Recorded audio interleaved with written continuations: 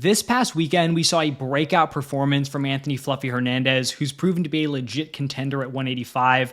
We have another terrifying contender challenging for the title at UFC 319 and Khamzat Chimaev. And so I thought this would be a good opportunity to go through and talk about the scariest contenders in the UFC. Now, scary doesn't necessarily mean like the best, the highest skilled contenders, just guys, whether it's their demeanor, their style, prospects who I think are pretty scary. And if I was the champion, I would not be super excited to fight these dudes. So I think I'm going to talk about 6 different fighters in this video. If you have someone who you think should be included, would love to hear it down below in the comments. But we have to start it off here with Anthony Fluffy Hernandez. I mean, this was just pure dominance against Roman Dolidze. I mean, he dominated the fight everywhere. And I did pick Anthony Hernandez to win this fight, but I also acknowledge that this was kind of an interesting stylistic matchup where you have Roman Dolidze, who's a very big middleweight. He is a very good grappler, especially with his submission offense. He's good off his back. And then he's not a great striker, but Anthony Hernandez also wasn't known for, being super electric on the feet, super dangerous there.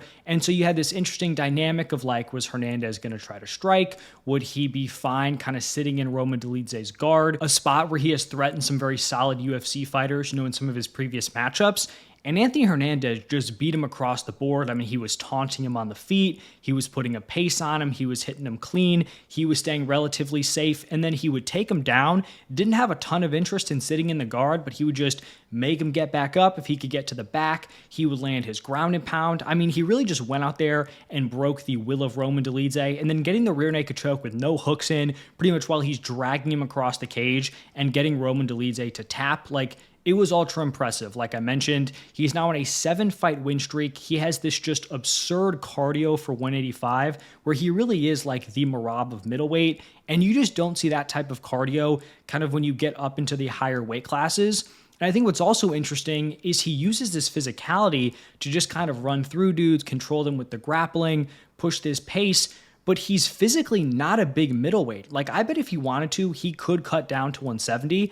I don't think that's necessarily the optimal move for him because he probably loses a lot of that cardio with a big weight cut. But physically, Roman Dolidze looked like the significantly bigger guy. Like, if you had never watched an MMA fight and you just saw those two dudes standing next to each other, you would have thought Anthony Hernandez was about to get, completely dominated. And it was just the complete opposite.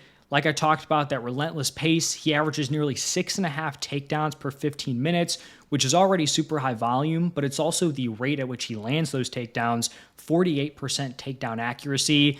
And so who knows how far he goes in this weight class? I think he's super competitive against pretty much everyone here. Now, who knows how far he goes in this weight class? I do think he's pretty competitive against all the dudes at the top. I think a next matchup against an RDR is a super intriguing fight, both in terms of the rankings and just stylistically. You're probably going to have the DDP Khamzat winner take on the winner of Caio Borralho, Nasruddin Imavov. And then I think that Fluffy Hernandez RDR fight is potentially the next #1 contender matchup.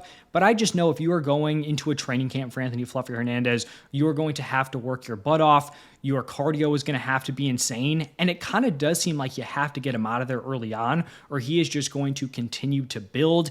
And he's one of these dudes that seems to be fine just kind of playing with his food, where he almost put himself in danger a little bit on the feet, kind of brawling with Roman Dolidze, taunting him, even letting him back to the feet sometimes. I felt like he could have stayed on the ground, kind of stayed safe, and he just continued to let him up.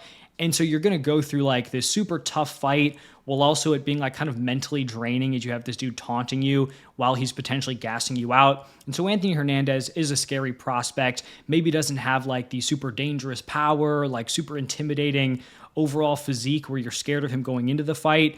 But if you don't get him out of there early, you are going to be in for a very, very long night.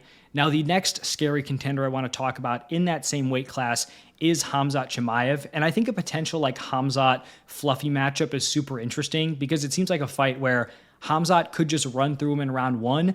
But if Anthony Fluffy Hernandez survives that first round, Khamzat could be in some serious trouble. I think Khamzat is clearly the most dangerous round 1 grappler in UFC history. He is 8-0 in the UFC, undefeated as a pro. 5 of his UFC fights have ended in the first round. When you look at his 3 other round 1s, against John Phillips, he finished him in the second round.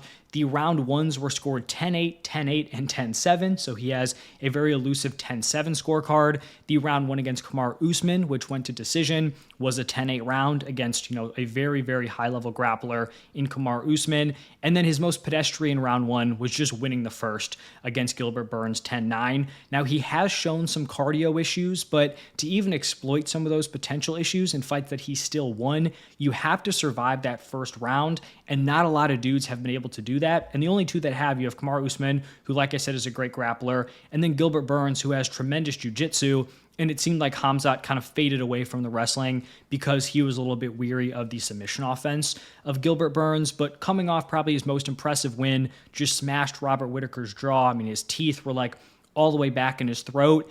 And this could be the fight that really just like skyrockets him into superstar status. If he goes in there and just runs through DDP, which is kind of my prediction, like I think DDP certainly has a path to victory, but I just think Khamzat Chimaev gets it done early. And if he does do that, I mean, this is a very, very scary guy to go up against. Now, the next scary contender I want to talk about is all the way down at 145, and it is Jean Silva, and he's just had this super fast rise to contention where he made his UFC debut in January of 2024, had a round 1 knockout win against Weston Wilson.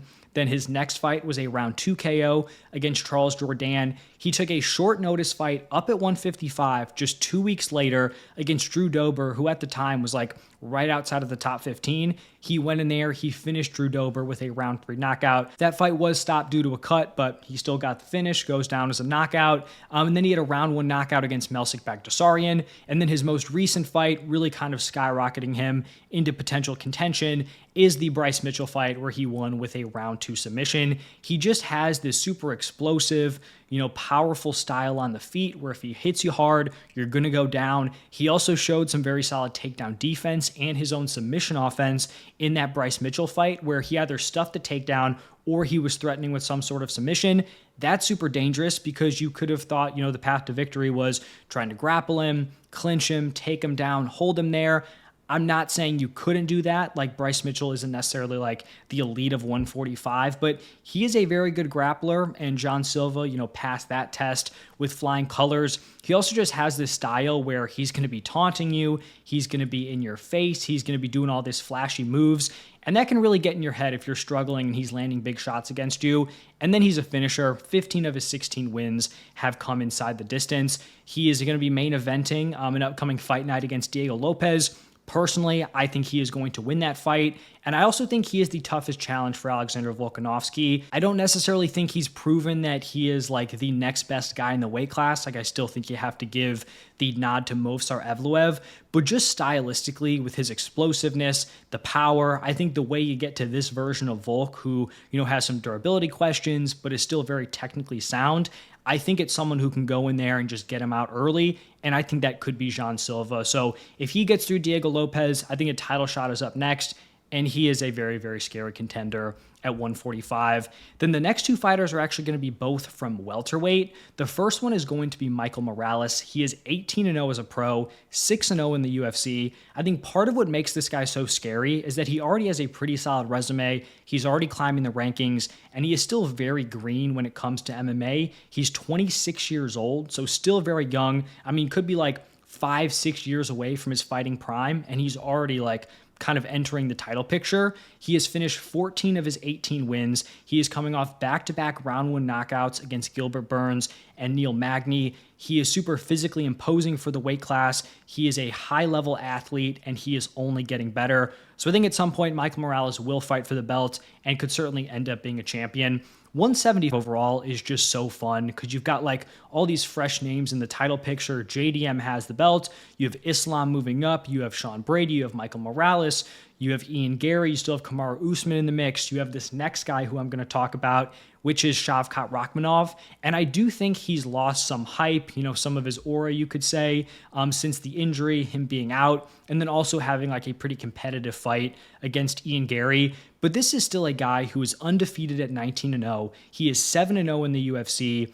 And if we're going to fade him because of like one competitive fight that went to a decision, I think that's kind of crazy. He's only gone the distance one time in his career. Like, that is insane, especially with 7 fights in the UFC. He has 8 wins by knockout, 10 wins by submission. He is a big welterweight. He's so well-rounded. He's also shown off the durability in that Jeff Neal fight. He's willing to get into a dogfight. He's also just kind of able to push you into an area of a fight that you don't want to go, right? So if you're a good striker, he can push the grappling. If you're a good grappler, he's content to stand on the feet and strike with you there. I don't want to forget about Shavkat just because he's banged up. I still think he is a very scary player at 170. And then the final guy I want to talk about is going to be all the way down at 125, and it is Joshua Van. Now, I think you can make the argument that Van is very scary to everyone except for maybe Alexandre Pantoja, just stylistically, but I still think to the rest of 125 and in general, Joshua Van is a very dangerous contender, and it really comes down to his current skill set, some of his recent performances, but then really it's his age and how much he's already accomplished. This dude is 23 years old, and he is already the #1 contender. He is the next title challenger for Alexandre Pantoja, and within a single calendar year, he went from being outside the top 15, coming off a knockout loss, to 5 straight wins, beating a #1 contender on short notice in Brandon Royval, and now getting the opportunity to fight for the title. I'd say Joshua Van's calling card is definitely his striking, but I think specifically it's the insane pace and volume that he can put out there. He averages 8.86 significant strikes per minute. That is first in UFC history, and he has already landed nearly 1,100 significant strikes. So I just wanted to see where he was ranked, like, all time in the flyweight rankings. And so I assumed that maybe he had a shot to be top 10. Obviously hasn't been in the UFC for super long, but he's had some super high volume performances. So I'm looking like number 10, number 9, number 8 area. Don't see him. I'm thinking, all right, maybe, he just hasn't cracked the top 10. I scroll up a little bit.